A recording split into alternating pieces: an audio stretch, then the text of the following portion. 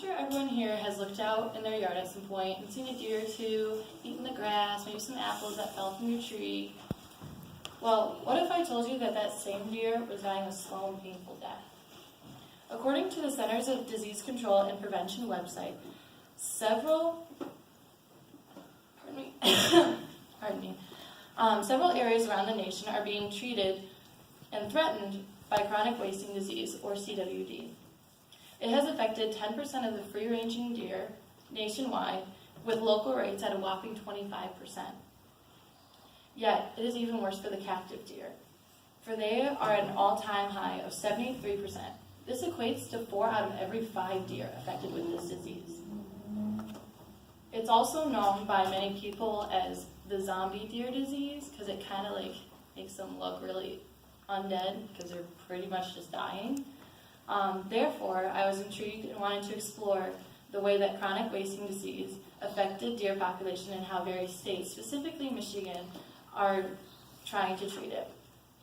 In order to understand why this is such a problem, first let me explain to you what CWD is exactly. It's a contagious neurological disease that is most commonly affecting deer, elk, and moose, thus causing a characteristic spongy degeneration of the brain that leads to an aspiration pneumonia. Chronic wasting disease is classified as a TSE, transmittable, spongiform, encephalopathically.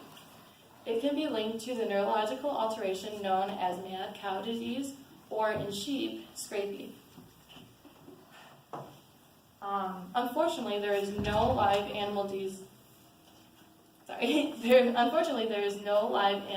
test that can be done to determine if CWD is present in the game. The only conclusive diagnosis is that an invasive examination of the brain, tonsils, spinal cord, lymph nodes, or the spleen post-death.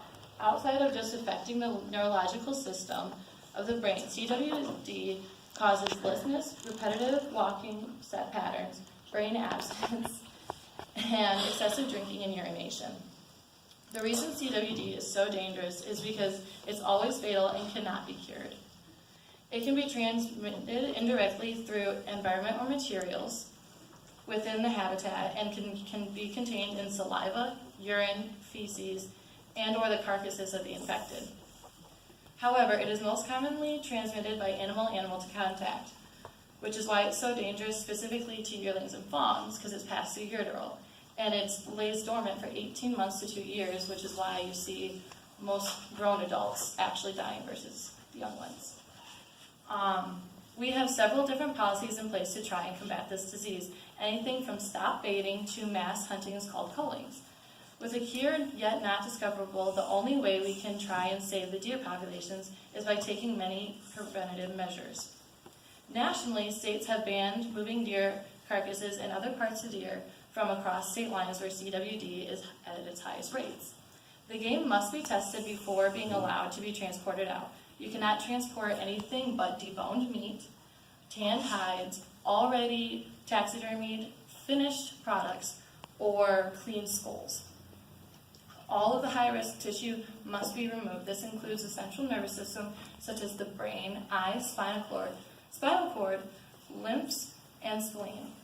While this method still allows for hunting of deer and other wild game, it allows for it to be at a natural, regular rate, which the populations are used to, whereas mass cullings happen when there's no other option and chronic wasting disease is so high that it just can't be contained. There's no other way to stop it than just to kill out the entire population, which then affects the entire ecosystem of the county, and there's just larger repercussions. As for Michigan, we have implemented several regulations, many of which are laid out in the Plan for Assisting States, Federal Agencies, Tribes in Managing Chronic Wasting Disease in the Wild, and Captive Surveillance released in June of 2018. Some of the regulations are discounted licenses for antlerless or combo deer. It takes it from like $20 up to $12, depending on the county. And they also have the county-wide cullings happening. This is done in the hot zones in order to help remove the disease. Furthermore, bucks must have 4 points or more on one side, and the antlers must be at least 3 inches or higher for it to be allowed to be shot. This is to try and encourage the strength of specifically the male deer. In addition, there's no more urine-based lures or attachments that can be provided unless they come from the Archery Trade Association. According to the DNR online regulation guide, you are no longer allowed to bait. Food plots and land plots are allowed as long as they cover a 15-foot radius and they're naturally grown. You can't pre-create it. It has to be just a naturally generated thing. There are special rules in place for farmers that have disabilities, and they will be allowed, once they've gone through the regulation restricted process, to use specific baits and lures, but they must be single bite bait like corn. That way the saliva doesn't linger on a half-bitten apple and then transfer further that way. By removing direct baiting and additive lures, we are able to keep a larger radius for which the deer travel, reducing the amount of infected fluids that are spread animal to animal. Chronic wasting disease is a growing problem, occurring not only right here in Michigan, but in 2 provinces in Canada, 25 states in the U.S., North Korea, and many more places arise every day. It is unknown whether this disease is harmful to humans or not. They have done some testing with monkeys, and they've come up really inconclusive. Some have reacted, some have not.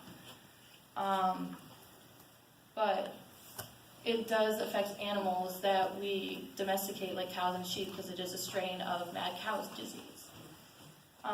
So I ask you, will you follow the rules and stop feeding the deer in your backyard, or will you continue risking up to 2 weeks of jail time with no chance of bail or exceptions and help spread the disease even faster than it already is occurring?